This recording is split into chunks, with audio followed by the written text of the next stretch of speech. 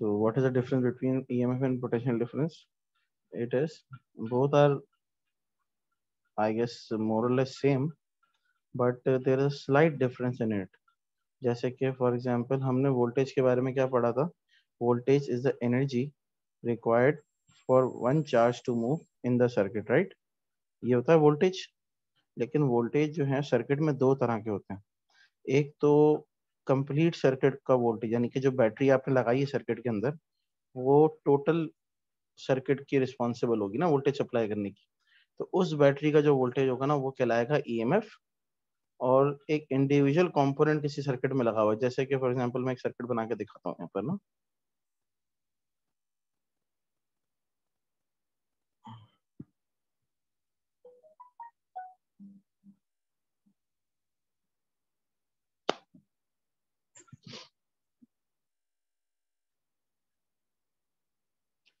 One note नजर आ रहा है आप लोगों को? Yes sir. जी सर। अब देखो क्या हो रहा है, ये आपके पास एक सर्किट है, सही है। सर्किट में लेट से हमने ये कंडक्टर लगा दिया, ये बैटरी सोर्स है, प्लस और माइनस वोल्टेज इसका है वी, ठीक है। तो इस वोल्टेज की वजह से सर्किट के अंदर एक फोर्स आएगी, एनर्जी आएगी, जो इसके अंदर कंडक्टर के थ्रू चार्जेस को फ्लो करवाएगी, सही है। तो फ्लो ऑफ चार्जेस की वजह से करंट बनता है, ऐसे ही। अब हमें फर्क देखना है कि ईएमएफ और पोटेंशियल डिफरेंस में क्या फर्क है। तो दोनों वोल्टेज, दोनों का यूनिट भी सेम है, दोनों का फॉर्मूला भी सेम है। तो ईएमएफ जो है बेसिकली वो वोल्टेज होता है जो बैटरी का वोल्टेज होता है, ठीक है, जो सप्लाई का वोल्टेज होता है, जो पूरे सर्किट के रिस्पॉन्सिबल होता है। जैसे फॉर एग्जांपल इस केस में तो ईएमएफ और पोटेंशियल डिफरेंस सेम होगा, क्योंकि इस केस में एक ही कंडक्टर है, एक ही कंपोनेंट है और एक ही बैटरी है। लेकिन अगर आपके पास फॉर एग्जांपल एक इस तरह का केस आ जाता है कि आपने एक सर्किट बनाया है,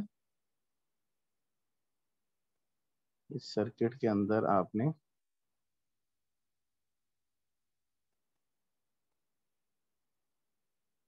एक रेजिस्टर ऐड किया,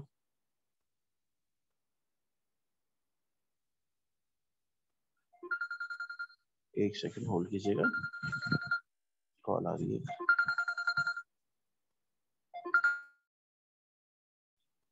तो ये एक रेजिस्टर, एक दूसरा रेजिस्टर हमने लगा दिया यहाँ पर सर्किट में। रेजिस्टर कल हमने पढ़ा था ना, इस तरह से बनता है।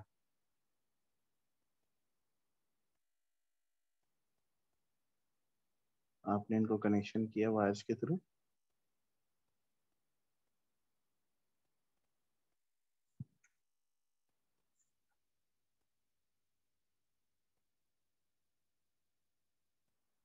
ठीक है। ये वायर आपने एक्सटेंड कर दी यहाँ से,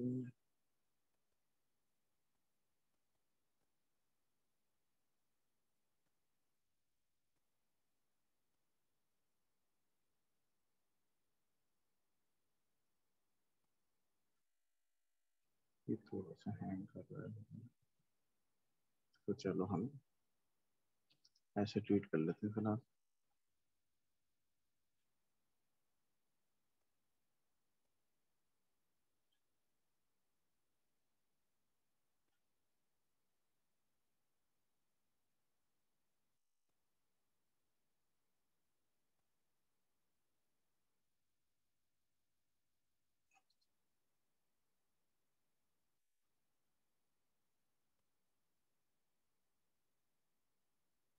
लेट्स से ये अभी हमने ज्वाइन कर दिया है इसको,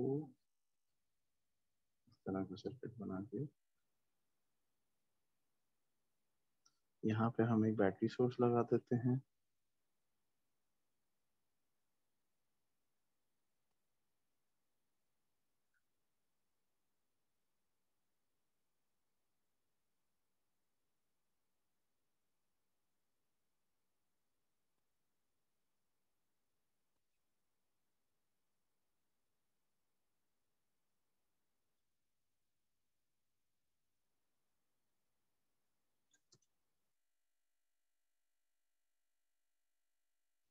ठीक है, यहाँ हम इसकी वैल्यू लिख देते हैं, एक तो ये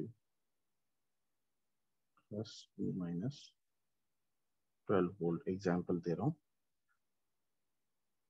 अब हो क्या रहा है, इस बैटरी की वजह से इस सर्किट में करंट जा रहा होगा आई, ऐसे ही। ये करंट इस रजिस्टर में आएगा, ये R1 कह देते हैं रजिस्टर को हम, इस रजिस्टर को हम R2 कह देते हैं, ठीक है। अब होता क्या है, ये 12 वोल्ट है बैटरी की, तो ये एक वोल्टेज है, इस वोल्टेज को हम टेक्निकली कहते हैं इट इज EMF,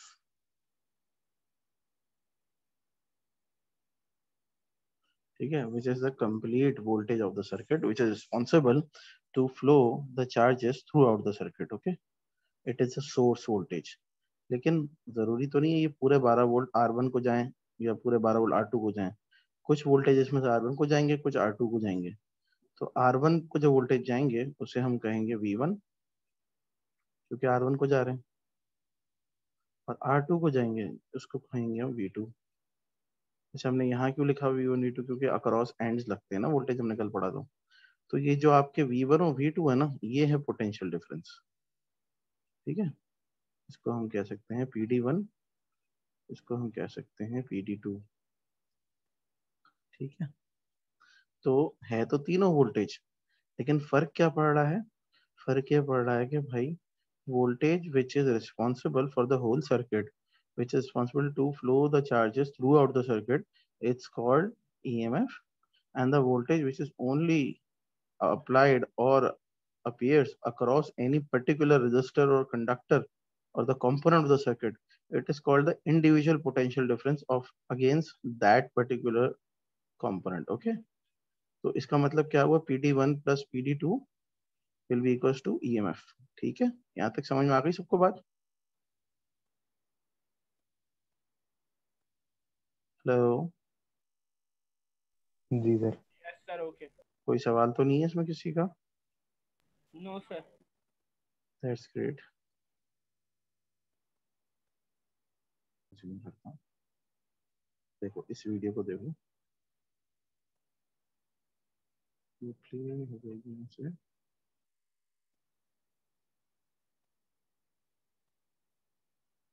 आवाज आ रही है? आवाज आ रही है वीडियो की? नहीं नो सर। सर। नहीं आ रही? वीडियो शेयर हो रही है? यस सर, वीडियो जी। शेयर हो रही है। इसको मैं फुल स्क्रीन कर लेता हूँ पहले।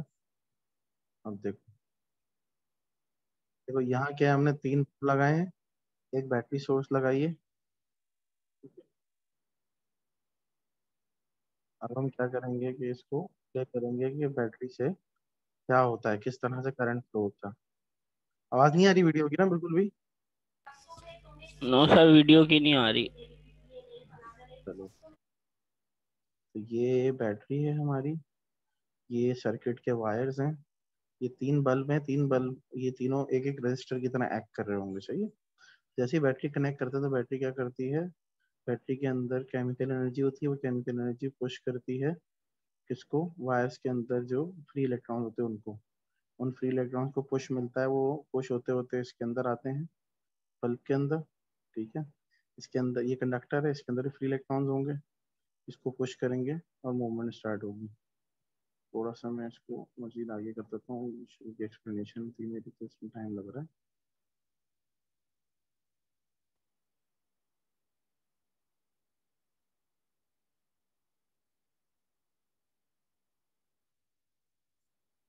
ये गेस वीडियो शायद हैंग हो, ये देखो, अगर हम यहाँ से, मैंने अभी इसको प्ले नहीं किया हुआ था, अब मैं प्ले करता हूँ तो ये बैटरी अपना पोटेंशियल देना शुरू करेगी।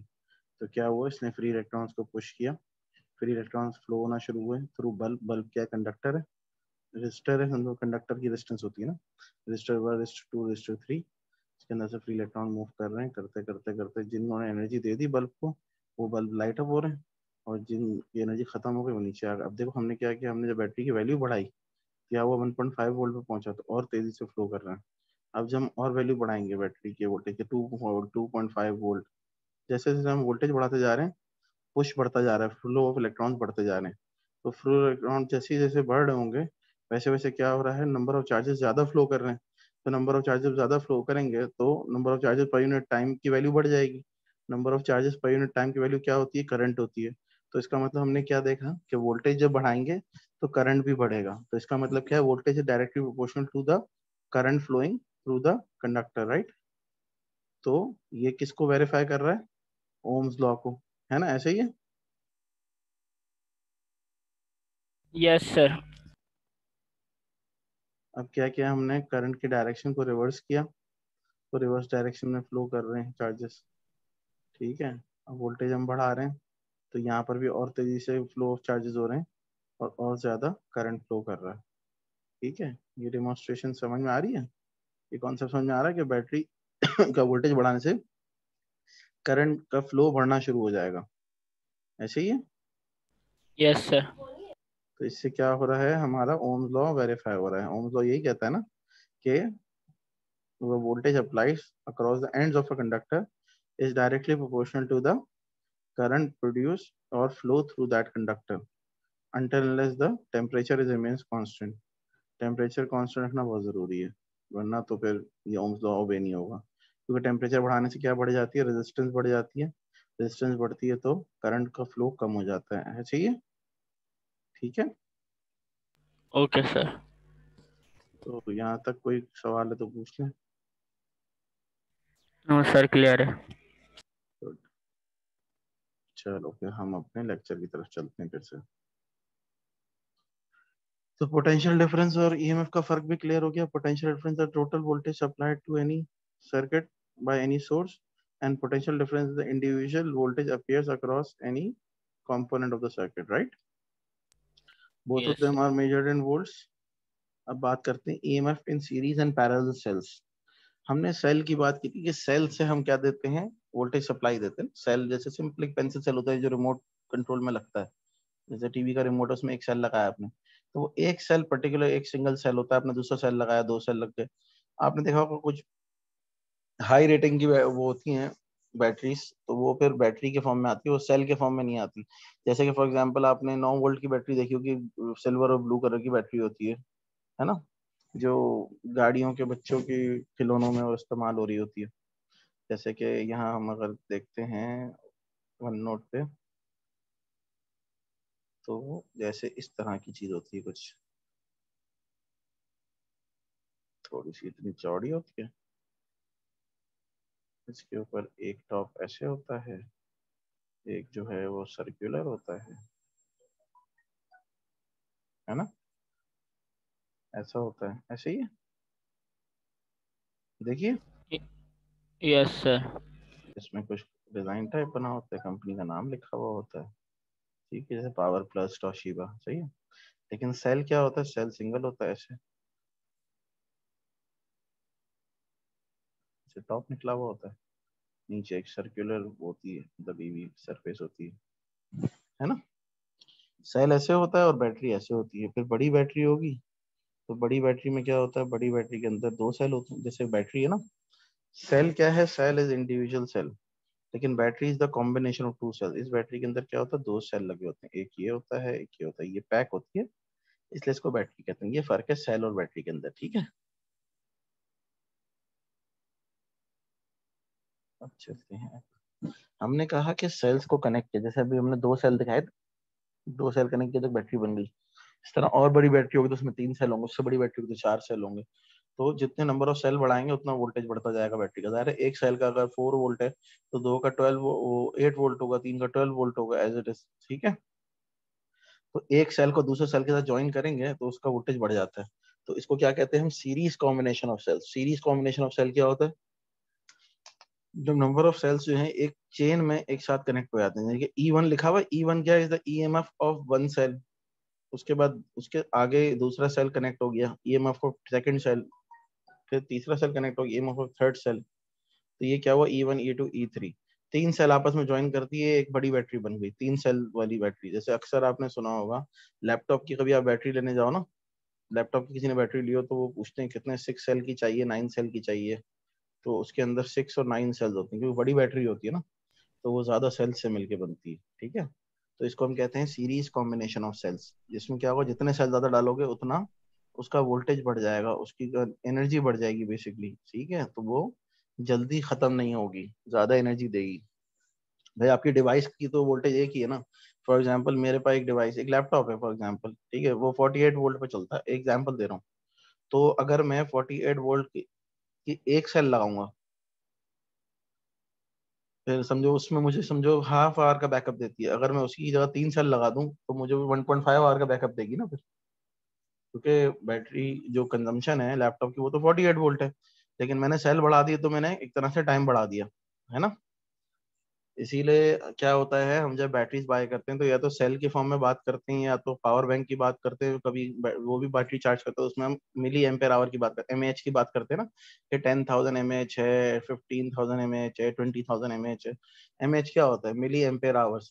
बेसिकली वो आर का बताता है कि कितने घंटों तक इसका बैकअप मिलेगा, कितने एम्पेयर आवर्स का बैकअप, वो भी एनर्जी होती है, एम्पेयर आवर्स बेसिकली एनर्जी। तो वो बताता है कि भाई इसकी इतनी एमएएच है तो इसका मतलब ये ज्यादा बैटरीज को चार्ज कर लेगा, टाइम ज्यादा बढ़ा देगा, सही है। तो इसलिए हम कहते हैं the total EMF in series cell is given by the sum of individual EMF, E equals to E total equals to E one plus E two plus E three. Okay, clear है। Yes sir, clear. अच्छा, फिर आता है cells connected in parallel to each other are in parallel combination. जो parallel में होते हैं उसमें पैरेलल कॉम्बिनेशन होता है। पैरेलल का क्या मतलब होता है? पैरेलल मतलब जो सर क्या कहते हैं, ये बिल्कुल एक साथ, एक दूसरे के बिल्कुल सीध में, बिल्कुल एक साथ ऊपर नीचे एक ही डायरेक्शन में जा रहे हो। बेसिकली थोड़ा सा सरफेस पे है, मैं तो थोड़ा सा इसको इलेबोरेट करता हूँ, तुम्हारी बात एक तरह से सही भी है पार्शियली। पैरेलल की पहचान ये है, डायरेक्शन तो यहाँ पर भी एक है ना, यहाँ एक चेन बनती है, पैरेलल में चेन नहीं बनती, पैरेलल में दो कॉमन जंक्शंस पे इनकी लेग्स कनेक्ट होती है। ई वन की एक लेग इस कॉमन जंक्शन पे है तो ई टू की भी एक पहली लेग इसी जंक्शन पे होगी, ई थ्री की भी पहली लेग जो इस जंक्शन पे होगी। ई वन की सेकंड लेग इस जंक्शन पे है तो ई टू की सेकंड लेग भी इसी जंक्शन पे हो, ई थ्री की सेकंड लेग भी इस कॉमन जंक्शन पे है। तो इस तरह से जब कनेक्शन करते हैं हम किसी सेल का तो उसको कहते हैं पैरेलल कॉम्बिनेशन ऑफ सेल। ये सीरीज नहीं, सीरीज में तो चेन बन जाती है ना स्ट्रेट, यानी एक की सेकंड लेग दूसरे की फर्स्ट लेग से कनेक्ट है, दूसरे की सेकंड लेग तीसरे की फर्स्ट लेग से, ये सीरीज है और ये पैरेलल है, सही है। पैरेलल में क्या होता है, पैरेलल में आप जितने भी सेल लगा दो टोटल ईएमएफ सेम रहती है, कभी भी नहीं बढ़ेगी। क्यों? क्योंकि पैरेलल कॉम्बिनेशन का रूल है कि इसमें सेल की क्वांटिटी बढ़ाने से ईएमएफ बढ़ता नहीं, सब वोल्टेज सेम रहेगा, पैरेलल में वोल्टेज हमेशा सेम रहेगा। इसमें फायदा क्या होगा, ये फिर आप बोलोगे अगर सेम रहता तो हमें क्या जरूरत है 3 सेल डालने की। यहाँ फायदा ये होता है, ये उन जगहों के लिए यूज होता है जहाँ करंट ज्यादा चाहिए होता है, सही है। Yes sir. जहाँ पे आपको करंट ज्यादा, फॉर एग्जाम्पल आपने एक सेल लगाया, आपका सर्किट चल नहीं रहा, वीक चल रहा है, उसमें लाइटें कम जल रही हैं, तो आपने क्या किया, दूसरा सेल ऐड कर दिया, उसके दूसरा सेल ऐड किया तो वोल्टेज तो वही रहा, ठीक है, लेकिन करंट बढ़ गया, ठीक है। पैरेलल में करंट बढ़ जाता है, सीरीज में क्या होता है, वोल्टेज बढ़ जाता है और करंट सेम रहता है। जैसे यहाँ पर है, यहाँ पे आपने वोल्टेज बढ़ाया तो क्या, वो बैटरी की लाइफ बढ़ गई, टाइम बढ़ गया, ज्यादा देर तक सर्किट चलेगा, लेकिन करंट सेम ही रहेगा। वो डिवाइस ऐसा नहीं होगा कि यार ज्यादा करंट देना शुरू कर दिया, पता चला उड़ जाए चीज अंदर, ज्यादा करंट देने से चीजें उड़ जाती है ना। लेकिन यहाँ पर क्या है, यहाँ पर आपको, आपने एक सेल लगाया, आपने देखा भाई ये तो गाड़ी चल नहीं रही है, तो बहुत स्लो चल रही है, इसका मतलब स्लो चलने का मतलब इसको करंट कम मिल रहा है, तो आपने क्या किया, एक और बैटरी लगा दी। अब आपका मसला टाइमिंग का नहीं है, बैटरी खत्म जल्दी नहीं होगी, बैटरी यूज ही नहीं होगी क्योंकि करंट कम है, तो आप दो बैटरियां लगा दोगे। दो बैटरियों से क्या होगा पैरेलल में, कि बैटरी वोल्टेज नहीं बढ़ाएगी, वोल्टेज तो गाड़ी का सेम है, आपको पूरे वोल्टेज तो दे रहे हो आप, लेकिन करंट कम दे रहे हो, तो ये करंट बढ़ा देगी। तीसरा लगाओगे तो फिर करंट और बढ़ा देगी, समझ गए।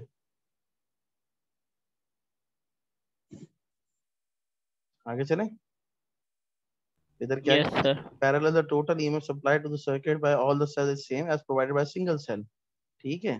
The advantage of making battery from equal voltage cell in parallel are if one cell fails the other can continue to work। जैसे कि फॉर एग्जांपल आपने 3 सेल लगाए, ठीक है, अब अचानक से ये सेल खराब हो गया, ठीक है, तो इसकी वजह से पूरा सर्किट बंद नहीं हो जाएगा, कम पे भी चलता है। जैसे वोल्टेज 3 फेज होते हैं ना घर में, हम कहते हैं एक फेज चला गया, तो एक फेज चला गया तो घर बंद नहीं होता, कुछ लाइटें बंद हो जाती हैं बस, ठीक है, लेकिन पूरा घर बंद नहीं होता। ये फायदा है ना। अगर सीरीज में ऐसा हो तो सीरीज में तो क्या होगा, फॉर एग्जांपल सीरीज में हमारे पास यहाँ से करंट आ रहा है, यहाँ से वोल्टेज आ रहा है, अगर ये वाला सेल खराब हो गया तो ये आगे वोल्टेज भेजेगा ही नहीं, करंट भेजेगा ही नहीं, तो आगे वाले दोनों सेल अगर सही भी हैं तो इनको जब सप्लाई नहीं मिलेगी तो चलेंगे ही नहीं, तो पूरा घर बंद हो जाएगा एक साथ, इसलिए घरों की जो वायरिंग होती है वो पैरेलल कनेक्शन में होती है, दो वजह से। एक तो ये कि कोई एक फेज डाउन हो तो दूसरे चल सके, और दूसरी चीज ये कि घर का वोल्टेज कांस्टेंट होता है ना, कि इलेक्ट्रिक अगर हमारे घर पे भेज रहा है 220 वोल्ट, तो वो हर चीज के लिए अलग अलग वोल्टेज नहीं देगा कि आपके घर में स्त्री के लिए मैं जो है 100 वोल्ट दे देता हूँ, टीवी के लिए जो है 50 वोल्ट दे देता हूँ, वो देता है 220 वोल्ट। फिर उसके अंदर घर में अगर हमें इक्विपमेंट किसी और वोल्टेज पे चलाना था तो हम उसके अंदर फिर क्या लगाते हैं, एडॉप्टर्स लगाते हैं, ट्रांसफार्मर्स लगाते हैं, ठीक है। जैसे हमारी इलेक्ट्रॉनिक चीजें होती हैं, जैसे फॉर एग्जांपल हमारी मोबाइल की बैटरी की बात कर लेते हैं। मोबाइल की बैटरी जो है वो समझो 48 वोल्ट की बैटरी होती है, उसमें उसमें 220 वोल्ट पे नहीं चलता, डीसी होती है ना। तो लेकिन हमारे घर में जो सप्लाई आ रही होती है उसमें बोर्ड में, वो तो क्या इलेक्ट्रिक से आ रही होती है, वो तो 220 वोल्ट होती है। तो फिर हम क्या करते हैं, हम चार्जर लेते हैं। चार्जर के अंदर क्या होता है, ट्रांसफार्मर होता है। वो क्या करता है, ट्रांसफार्मर का काम होता है वोल्टेजेस को ट्रांसफॉर्म करना, चेंज करना। वो इनपुट पे 220 लेता है, आउटपुट 448 देता है, ताकि क्या हो, आपकी बैटरी चार्ज हो सके। और कौन से देता है, डीसी वोल्टेज, डीसी करंट देता है, डायरेक्ट करंट देता है। इसका फर्क आगे जाके हम बताएंगे क्या होता है। बेसिकली हमारे घर में एसी एसी करंट आता है। एसी क्या होता है, ऑल्टरनेटिंग करंट। ऑल्टरनेटिंग करंट और डायरेक्ट करंट दो अलग अलग किस्म के करंट होते हैं। ऑल्टरनेटिंग करंट में डायरेक्शन चेंज होती है करंट की हर सेकंड में 50 बार, जबकि डायरेक्ट करंट में चेंज नहीं होती। जितनी भी बैटरीज होती है ना सब डायरेक्ट करंट पे चलती हैं। तो वो क्या होता है, ट्रांसफार्मर अंदर होता है, फिर उसके अंदर कुछ और कंपोनेंट्स होते हैं जो अभी आपका कोर्स का पार्ट नहीं है। अगर सिर्फ सिंप्लिसिटी के लिए अगर मैं कहूँ तो उसमें डायोड्स होते हैं, हम आगे कोर्स के लास्ट में पढ़ेंगे थोड़ा सा उसको। वो क्या करते हैं, एसी को डीसी में कन्वर्ट करते हैं। तो वो कन्वर्जन होती है वहां पर, तो फिर जाके आपकी बैटरी चार्ज होती है। ऐसा नहीं है कि आपके घर में जो है वो अलग अलग वोल्टेज आ रहे हैं चीजों के लिए। के इलेक्ट्रिक ने आपको एक दे दिया वोल्टेज, अब उसने बोला आपको जो चेंज करना है आप डिवाइसेस लगाइए उसके साथ, ठीक है। क्लियर है। हेलो। जी सर। अच्छा, तो दूसरा क्या है, दे लास्ट लॉन्गर। लास्ट लॉन्गर क्यों, तो सारे एक वक्त में सारे सेल तो बंद नहीं हो रहे ना, एक खराब खत्म होगा तो फिर थोड़ी देर बाद दूसरा खत्म होगा, फिर थोड़े टाइम बाद तीसरा खत्म होगा। They provide less resistance in the circuit. Less resistance क्यों, मैंने कहा था करंट ज्यादा फ्लो करता है इसकी वजह से। जब करंट ज्यादा फ्लो कर रहा है तो रेजिस्टेंस कम हो रही है। लेस रेजिस्टेंस क्यों, ये आपको आगे पता चलेगा जब कॉम्बिनेशन ऑफ रेजिस्टर्स की हम बात करेंगे ना, नेक्स्ट टॉपिक ही आपका फॉरन। तीसरा, लेस एनर्जी और हीट इज लॉस्ट। क्यों एनर्जी लेस क्यों लॉस होती है, एनी आइडिया। क्योंकि रेजिस्टेंस कम होती है, जब रेजिस्टेंस कम होगी तो लॉसेस भी कम होंगे। रेजिस्टेंस क्या करती है, हीट जनरेट करती है ना, कल पढ़ा था हमने ना, सही है। अब हम बात करते हैं कॉम्बिनेशन ऑफ रेजिस्टर्स। अभी तो हमने कॉम्बिनेशन ऑफ सेल्स की बात की थी ना, सेल्स क्या होते हैं, वोल्टेज सप्लाईज होती हैं। अब हम बात करें कॉम्बिनेशन रेजिस्टर्स। अब एक सर्किट के अंदर रेजिस्टर कुछ भी हो सकता है। जो रेजिस्टर, एक तो देखा होगा अगर आपने सुना हो किसी से, मार्केट में एक फिक्स रेजिस्टर्स भी मिलते हैं। जैसे फॉर एग्जांपल आपको कोई सर्किट बनाना है, कोई प्रोजेक्ट है, तो आपने कहा ठीक है मुझे जो है ना एक 2000 ओम का सर्किट रजिस्टर दे दो, एक 5000 ओम का रजिस्टर दे दो, एक 10,000 ओम का रजिस्टर दे दो। ठीक है, वो तो आपने सर्किट में लगाया, सर्किट वेरीफाई किया, ओम्स तो वेरीफाई हो गया, बहुत अच्छी बात है। लेकिन अगर रियल लाइफ में देखते हैं, रियल लाइफ में हमारे डेली लाइफ में क्या होता है, रजिस्टर्स क्या होते हैं। जैसे अपने घर की बात करते हैं, हमारे घर के अंदर एक सर्किट है, ठीक है। क्या सर्किट है घर के अंदर, कि क्या इलेक्ट्रिक से सप्लाई आ रही है। घर के अंदर एक बोर्ड है हमारा, जिसको हम डिस्ट्रीब्यूशन बोर्ड कहते हैं, आम जबान में कुछ लोग डीबी भी कहते हैं, ठीक है। जिनको कुछ नहीं पता होता वो कुछ ना कुछ अपनी तरफ से कंट्रोल बोर्ड वगैरह ये वो करके नाम बना देते हैं, ठीक है। इसमें तीन तीन लाइटें जल रही होती हैं घर के अंदर, देखा होगा आपने, बॉक्स टाइप बना होता है। उसके अंदर आती है के इलेक्ट्रिक की पावर सप्लाई, ठीक है। पावर सप्लाई मतलब एक वोल्टेज बैंक समझो एक तरह का। अब उसके अंदर मेरे घर में क्या क्या चीजें लगी हुई, फैन लगे हुए हैं, लाइट लगी हुई है, एसी लगा हुआ है। ये तमाम चीजें क्या हैं, ये एक एक कंपोनेंट है। और हर कंपोनेंट कंडक्टर होगा तो ही करंट अपने अंदर से जाने देगा। तो हर कंडक्टर की रेजिस्टेंस होती है। हर कंपोनेंट को हम एक रजिस्टर ट्रीट कर सकते हैं, R1 R2 R3। For example तीन चीजें लगी हैं घर में, एक लाइट है, एक फैन है, और एक समझो एयर कंडीशनर है, एसी है, ठीक है। तो तीन रेजिस्टेंस, तीन इक्विपमेंट्स हैं। इसकी अपनी रेजिस्टेंस होगी, इसकी अपनी, उसकी अपनी होगी। जिसकी जितनी रेजिस्टेंस होगी वो उसी हिसाब से अपने अंदर से करंट को फ्लो करने के लिए अलाउंस देगा, है ना। हमने कल पढ़ा था, इसकी रेजिस्टेंस कम होती है वो ज्यादा करंट जाने देता है, इसकी रेजिस्टेंस ज्यादा होगी वो कम करंट जाने देगा अपने अंदर से। समझो कि ये लाइट है, ट्यूब लाइट है या एलईडी लाइट है, इसकी रेजिस्टेंस थोड़ी ज्यादा है फॉर एग्जाम्पल, तो ये कम करंट लेगा अपने अंदर से। फैन है, फैन की फॉर एग्जाम्पल रेजिस्टेंस इससे कम है, तो इसमें से ज्यादा करंट चला जाएगा।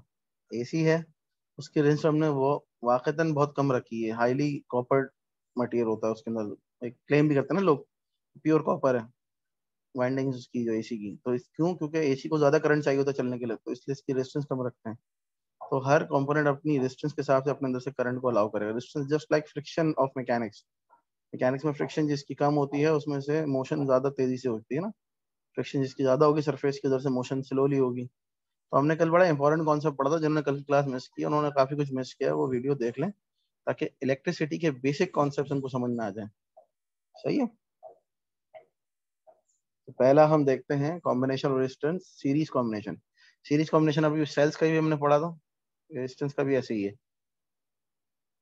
कि एक रेजिस्टर उसकी लेग निकली दूसरे में गई, दूसरे रेजिस्टर की लेग निकली तीसरे में गई, तो एक चेन बन गई, ये सीरीज कॉम्बिनेशन है। यहाँ पे आपने वोल्टेज सप्लाई दी, प्लस माइनस वोल्टेज सप्लाई, इसकी वजह से करंट फ्लो किया। करंट फ्लो करेगा, रजिस्टर 1 में जाएगा, 2 में जाएगा, 3 में जाएगा। अच्छा, रूल क्या है सीरीज कॉम्बिनेशन के अंदर, करंट जो है वो सेम रहता है। जैसे जो करंट बैटरी ने प्रोड्यूस किया ना, यही करंट R1 को भी मिलेगा, यही R2 को भी मिलेगा, ये भी यही R3 को भी मिलेगा, और ये करंट खत्म होकर फिर वापसी आ जाएगा। ठीक है, एनर्जी चार्जेस इसको दे देंगे, चार्जेस की एनर्जी खत्म हो जाएगी तो वापस आ जाएंगे। ठीक है, तो नेगेटिव साइड पे आ जाएंगे। नेगेटिव साइड क्या होती है, आपके घर में जो न्यूट्रल चल रहा होता है ना, कि इलेक्ट्रिक एक फेस का तार होता है, न्यूट्रल का होता है, उस पर करंट नहीं होता न्यूट्रल पर, क्योंकि उसमें से एनर्जी निकल चुकी होती है चार्जेस की, इसको चली गई होती है कंपोनेंट्स को। तो सीरीज में क्या होता है, करंट सेम रहेगा, लेकिन क्या होगा, वोल्टेज डिवाइड हो जाएगा। जैसे ये बैटरी का वोल्टेज है, एग्जाम्पल लेते हैं, ये वोल्टेज है फॉर एग्जाम्पल 220 वोल्ट। सही है। इसमें से ये R1 जो है ना, इसको हमने दे दिया फॉर एग्जाम्पल 50 वोल्ट, इसको हमने दे दिए 100 वोल्ट। ठीक है, और इसको हमने दे दिए 70 वोल्ट। हमने क्या दिया, ये इनके हिसाब से डिस्ट्रीब्यूट हो जाएगा, जितना इनका करंट गुजरेगा उसके हिसाब से डिस्ट्रीब्यूट हो जाएंगे। तो हुआ ये कि भाई ये पूरा वोल्ट जो है ना 220 इन तीनों में डिवाइड हो गया, यानी कि इन तीनों को सम करूंगा तो वही 220 आ जाएगा। तो सीरीज कॉम्बिनेशन में क्या होता है, इंडिविजुअल वोल्टेजेस को सम करते हैं तो टोटल वोल्टेज आता है। सही है, करंट सेम रहता है इसलिए उसको डिस्ट्रीब्यूट करने की जरूरत नहीं पड़ती। अब पढ़ते हैं इसको। The resistors are connected end to end providing single path of current. ठीक है, सिंगल पाथ मतलब करंट अपना पाथ चेंज नहीं कर रहा ना, जहां से यहाँ से जा रहा है, अब यहाँ ऊपर नीचे कहीं नहीं जा रहा, सीधा ही जा रहा है। ठीक है, each resistor in the current in each resistor in the series circuit is same. हर रजिस्टर से सेम करंट जाएगा, I1 equals to I2 equals to I3 equals to I। जो I है वो तीनों में से सेम ही जा रहा होगा। जैसे अगर 5 एम्पीयर का करंट है तो सब में से 5 जा रहा होगा, कहीं से कम नहीं होगा। The sum of the potential differences in a series circuit is equal to the potential difference provided by the cell battery, यानी कि EMF। तो क्या पढ़ा था हमने पीछे, पोटेंशियल डिफरेंस 1 यहाँ R1 पे होगा, पोटेंशियल डिफरेंस 2 R2 पे होगा, पोटेंशियल डिफरेंस 3 R3 पे होगा। इन तीनों को ऐड करेंगे तो टोटल वोल्टेज ऑफ बैटरी आ जाएगा, जो कि EMF कहलाता है। ठीक है, दिखाया V1 plus V2 plus V3 equals to V। और कंबाइन रेजिस्टेंस अगर आपकी पूरी सर्किट की निकालनी है कि भाई ये तीन अलग अलग रेजिस्टेंसेज हैं, अगर इस सर्किट को मैं एक रेजिस्टर की तरह ट्रीट करूं इन तीनों को, तो इन तीनों की टोटल रेजिस्टेंस क्या होगी, तो सिंपली तीनों को ऐड कर लेना। सीरीज के अंदर सिंपली ऐड होता है, पैरेलल में ऐसा नहीं होता। सही है, ये तो ये जनरल रूल नहीं है, सिर्फ सीरीज में होता है कि R1 plus R2 plus R3 will be equal to R, यानी कि R टोटल। ठीक है, यहाँ तक कोई question? No no sir, no question. चलो 3 मिनट रह गए, मैं रीस्टार्ट कर रहा हूँ सेशन। ठीक है, नेक्स्ट टॉपिक पढ़ने से पहले।